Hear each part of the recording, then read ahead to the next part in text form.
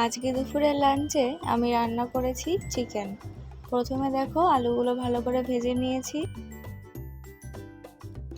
তারপরে সেই তেলের মধ্যে জিরে শুকনো লঙ্কা ফোড়ন দিয়ে পেঁয়াজটাকে ভালো করে ভেজে নিয়েছি। তারপর ওর মধ্যে দিয়ে দিয়েছি মশলাটাকে এখন ভালো করে কষিয়ে নিতে হবে যাতে মশলার থেকে তেলটা ছেড়ে দেয়।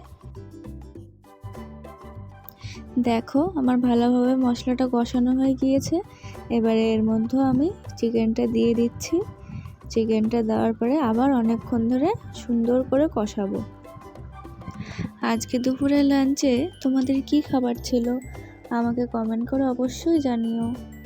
চিকেনটা ভালোভাবে কষানো হয়ে গিয়েছে। এরপরে এর মধ্যে দিয়ে দেবো আমি গরম জল। তারপরে সুন্দর করে ফুটে উঠেছে দেখো। তারপরে নামানোর আগে একটু গরম মশলা দিয়ে দেবো, তাহলেই রেডি আমাদের টেস্টি চিকেন।